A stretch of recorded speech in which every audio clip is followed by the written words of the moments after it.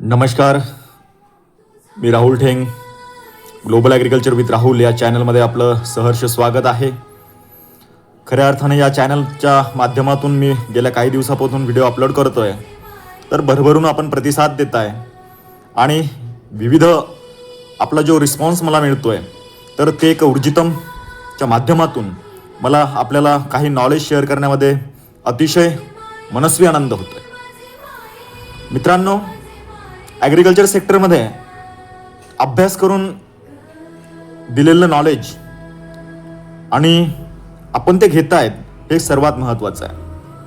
माझं कर्तव्य आहे, माझी जबाबदारी आहे की मी गेल्या 4 वर्ष ॲग्रिकल्चर युनिव्हर्सिटीमध्ये आणि आमचे BSc ॲग्रिकल्चर केलं, MBA केलं आणि त्याचं जेवढं काही नॉलेज मला आलं, मागचा 10 वर्षाचा अनुभव आणि याच माध्यमातून आपल्याला एक विविध माध्यमातून जे काही विषय आहेत ते आपल्यापर्यंत हृदयांपर्यंत पोहोचण्याचं काम मी आपल्या ग्लोबल ॲग्रिकल्चर विथ राहुल या चॅनलमधून करतोय.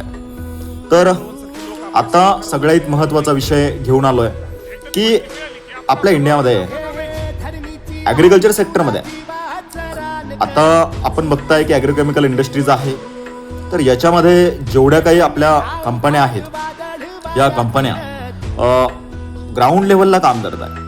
म्हणजे आता सध्या रब्बी सीजन महाराष्ट्रामध्ये नव्हे तर सगळ्या राज्यामध्ये सुरू आहे आणि तुम्ही बघत असाल की या ॲग्रिकल्चरच्या कंपन्यांना जेवढे काही एम्प्लॉईज, फील्ड ऑफिसर असेल, सेल्स ऑफिसर असेल, बिझनेस डेव्हलपमेंट ऑफिसर असेल आणि त्याचबरोबर टेरिटरी असेल, हे सर्व ऑफिसर्स सध्या लागलेले आहेत कलेक्शनच्या भरोश्यावरती.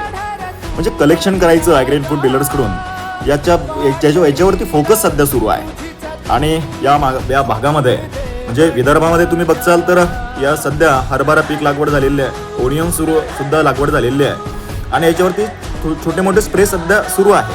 पण 70% पार्ट या सर्व ऑफिसरांचा सध्या कलेक्शनच्या याच्यावरती चालू आहे. तर मग या ठिकाणी ॲग्री इनपुट डीलर्स, त्याचबरोबर कंपन्यांचे सर्व एम्प्लॉईज आणि कंपन्यांचा आलेला एक स्ट्रेस, या सर्व दृष्टिकोनातून एक प्रॉब्लेम्स समोर येतो आहे.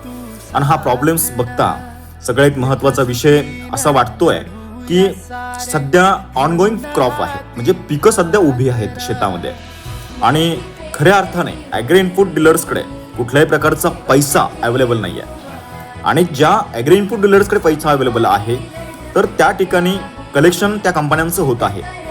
तर सगळ्यात महत्त्वाचा विषय की आता सर्वांना एक सोल्युशन मिळण्याचे चान्सेस आहेत. बऱ्याच कंपन्या त्या ठिकाणी फाइनटेक कंपन्या सोबत घेऊन चाललेल्या आहेत.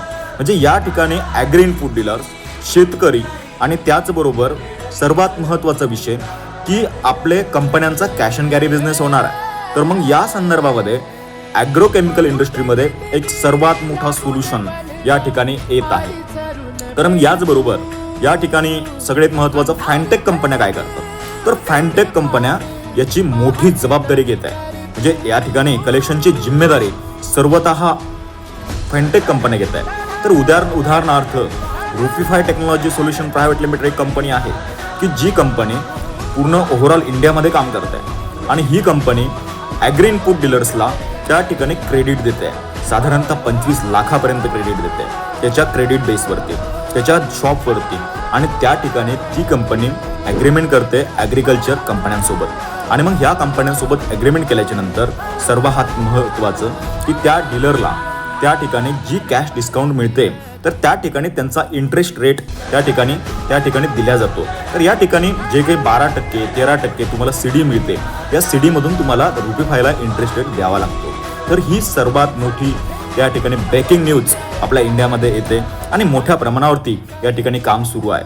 तर महाराष्ट्रामध्ये मागच्या 4 महिन्यामध्ये मी बघितलं की रुपीफाय टेक्नॉलॉजीने खूप मोठ्या प्रमाणावरती ॲग्री इनपुट डीलर्सला त्या ठिकाणी क्रेडिट दिलेलं आहे आणि आपल्या कंपन्यांचा आणि त्या ठिकाणी डीलरला कुठंतरी बिझनेस करण्यासाठी एक भागभांडवल त्या ठिकाणी देण्यात आलं आहे. तर मी आव्हान करतो आपल्या ग्लोबल ॲग्रिकल्चर विथ राहुल या चॅनलच्या माध्यमातून की ॲग्री इनपुट कंपन्या ॲग्री इनपुट विकणाऱ्या जेवढ्या कंपन्या आहेत या कंपन्यांच्या अधिकारी लोकांना की आपण या चॅनलमध्ये सहभागी व्हावं आणि आपल्या डीलर्सला त्या ठिकाणी फाइनटेक कंपन्यांचा सपोर्ट करून द्यावा आणि त्या ठिकाणी जे काही सीडी मिळणार आहे त्या ठिकाणी त्यांचा बिझनेस हा वरच्यावर झाला पाहिजे.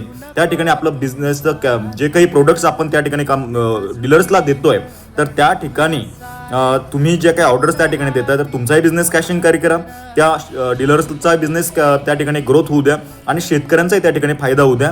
कारण की येणाऱ्या रब्बी सीजनमध्ये ज्यावेळेस हार्वेस्टिंग येईल त्यावेळेस शेतकरी हा रिटर्न देईलच. पण या ठिकाणी ज्यावेळेस आपला बिझनेस ऑनगोईंग चालतो त्यावेळेस कोणाला स्ट्रेस येणार नाही या पद्धतीचं या ठिकाणी एक सोल्युशन आपल्याला मिळालं आहे.